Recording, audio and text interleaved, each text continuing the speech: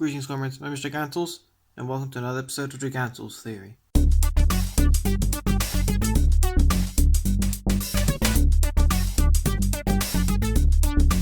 So after the relative, actually I'm recording this before I release the actual why Christmas isn't a pagan celebration video. I'm recording this beforehand before I release it.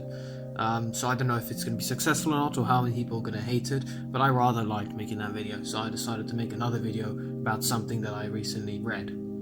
So as you can see from the title of this video, today I'll be discussing the historicity of Popess Joan, also known as the English John. So for those of you who don't know, Popess Joan is supposedly a 9th century pope. The current story, as from 2005, goes that a young girl ends up pretending to be a boy. She ends up sneaking into a monastery, and no one discovers her identity, and she becomes a really good student. And so she eventually goes to Athens, and somewhere along the way finds this lover who knows that he's a she.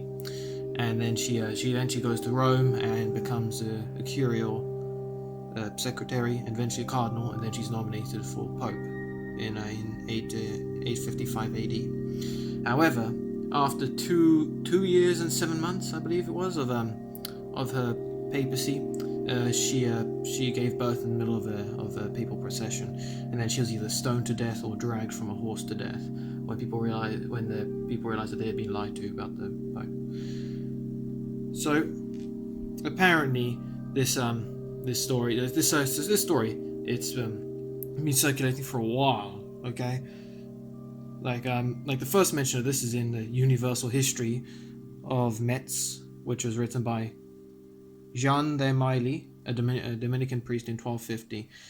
It was also brought up by another Dominican priest and Franciscan friar, which pushed the dates of her papacy from 1100 AD to 915 AD, and then she was brought up again in the Chronicle of Popes and Emperors by Martin of Troppo in the 13th century.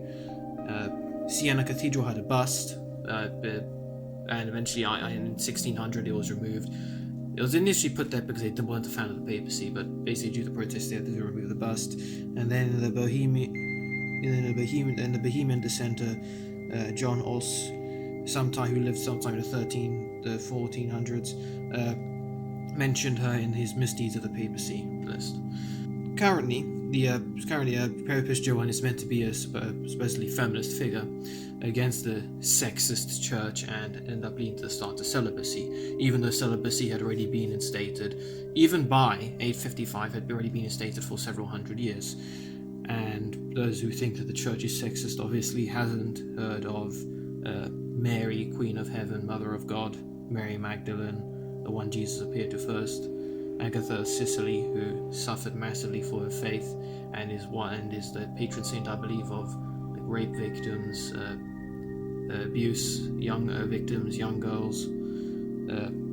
Maria Goretti, also the 11-year-old patron saint of abuse and rape victims, who forgave, at the age of 11, she forgave her attacker who eventually killed her, who turned out to be her brother, but she prayed for him even on her deathbed that he'll be forgiven, and he was. And there or even Saint Clare of Assisi, who I believe Saint Clare of Assisi, who also suffered massively for her faith, and she ended up going through. She also Saint Clare of Assisi, who also I can never pronounce these names. These Italian names are so hard. But basically, she also suffered for her faith. Women do have a prominent place in the church. You just got to make sure you actually do your research on it properly. But that's for another video. Okay, stop right there. Stop in the comments. Stop right there. Do not bring up all the stuff in the comments. Okay, I'll make another video about this. Point is, the Popess Joan is meant to be this. There's meant to be evidence of sexism in the church. Though you should really do your research before you make any kind of support that.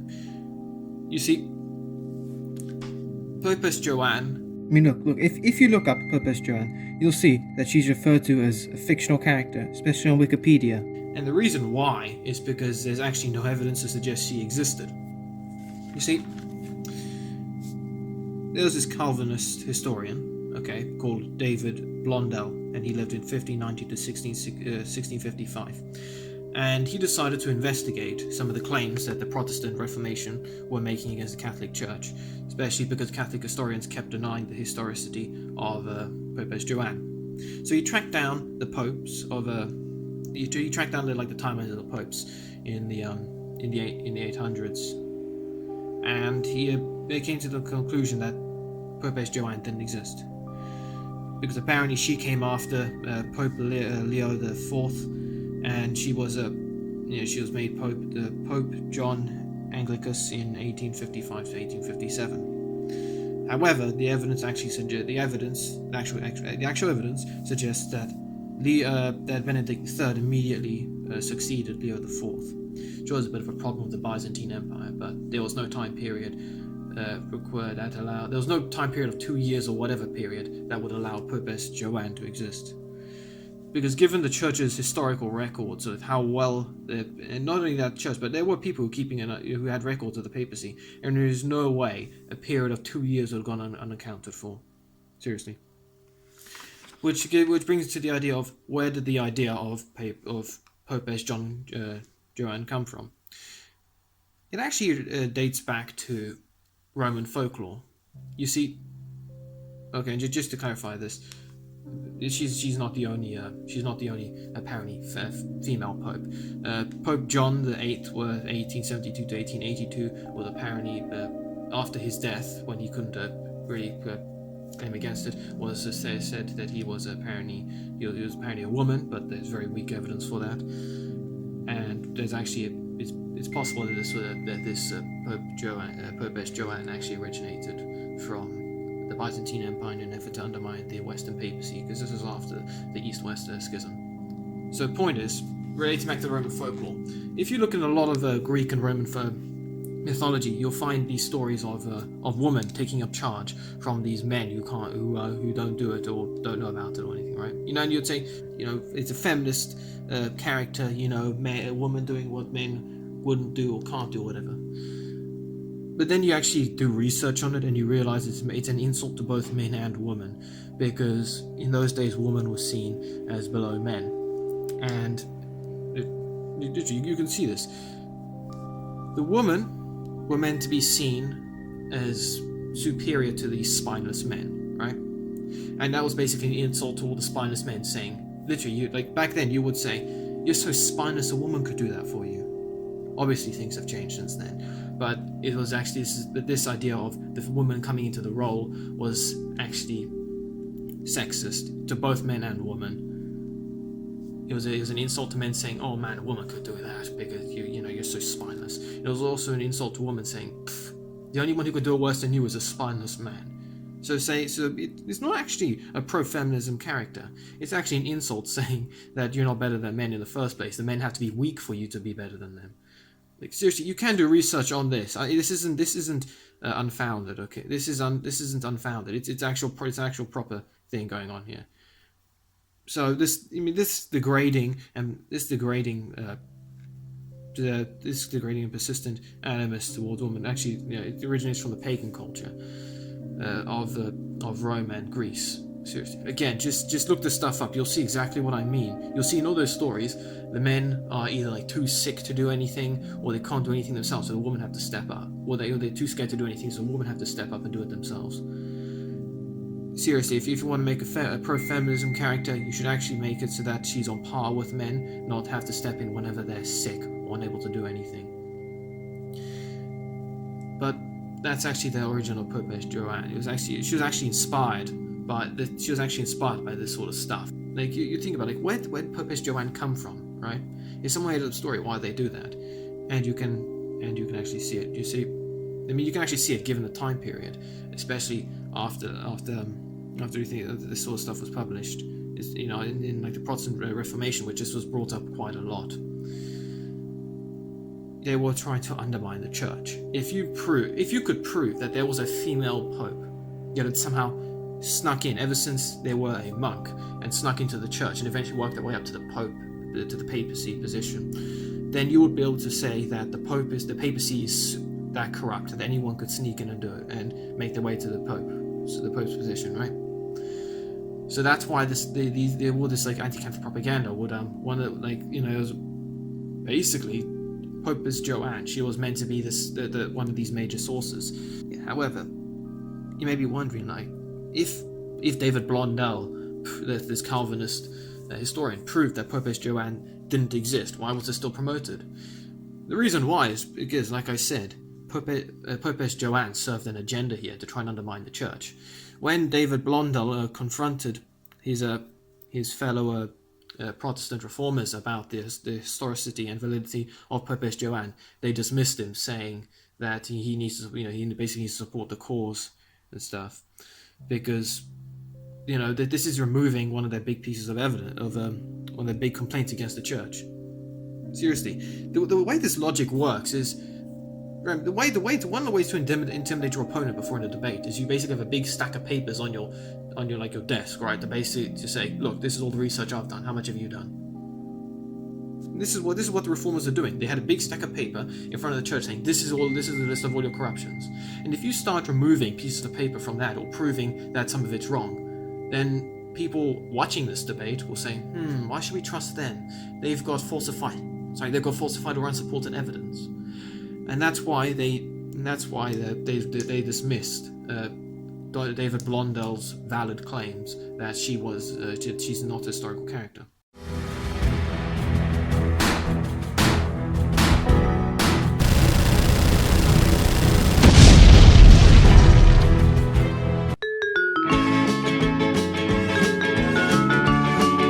That's why Wikipedia says that she doesn't exist, because we know she doesn't exist.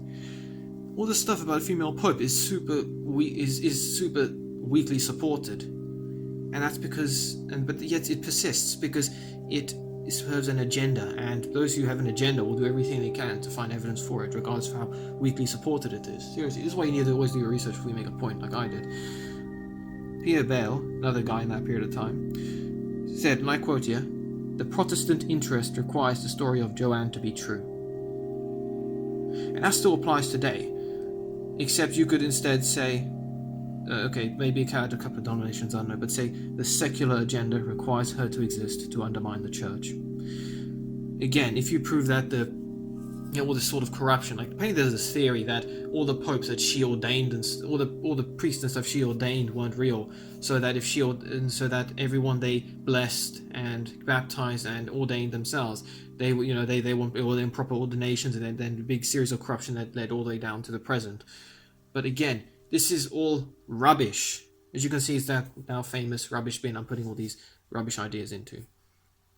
Point is, Popess Joan didn't exist, yet she is still promoted as some form of icon for anti-Catholic propaganda or feminism and stuff. But again, seriously, this isn't Mulan. I mean, you could look up Mulan and say, oh yeah, there's a story about this, there's a Disney movie about it. That doesn't mean that is necessarily true because there is a movie about it or a book. Okay, Mulan is a different story entirely. I mean, using Popess Joan as some sort of feminist icon, it's more like using someone like Mulan, who there isn't historical evidence for. Yeah, it's part of it. The story of Mulan is a good story. I mean, until you get to the end and it's quite sad. But point is, guys, that Popess Joan, she's not real. She's a story made to believe to be fact by the sheer masses of people believing in it to undermine someone's authority. Okay, and if you start throwing this around there saying, oh yeah, look how corrupt this is, yeah, read the story about this sort of corruption, and you don't do research on it, people will look at it and look at you and say, rather speak with their eyes, they'll just look at you like you're the biggest fool on earth, not doing your research on this and not knowing that it's fake. So seriously, you need to do your research, guys, on this, okay? Don't fall into that trap. Okay? So, again, just like how the Protestants were busy on trying to undermine the church by promoting this fake story of the Popess Joan, so are the secularists nowadays, and other people who are trying to undermine the church, okay? She didn't exist, and she never existed. She's a fictional character. Okay, she only exists today in the hearts of people who want to have an agenda. I mean, seriously, unless you're gonna start quoting Disney movies to, fictional characters and stories to claim how valid and true and important your cause is. If you want to be respected, it'd be best if you didn't do that. Okay, so point of this video, Popess Joan didn't exist. And I'm not repeating myself like 5 times in the last 2 minutes, but again, really need to get this point across. She doesn't exist. Okay, don't use those evidence against the papacy or whoever, or against Christianity as a form of corruption, or in whatever way, because people who actually do the research will just look at you and then go, "Don't you do your research?" And then they'll just lump you in with the other people who make claims but don't research it themselves. Again, like the one about Christmas. How many people just purely believed in Dan Brown and his books and movies because it existed without doing research on their own, right? That's why you should do your research before you come to believe anything like this. Okay, just remember that, guys. Remember, research first. But yeah, that's it for this video. If you like this video, please do give a like, please do share my videos, please do comment what you think of them, and any other things you want to talk about, just to investigate. Please subscribe to the channel so you can see more content, and please ring the bell, keep up with my Gigantals series videos.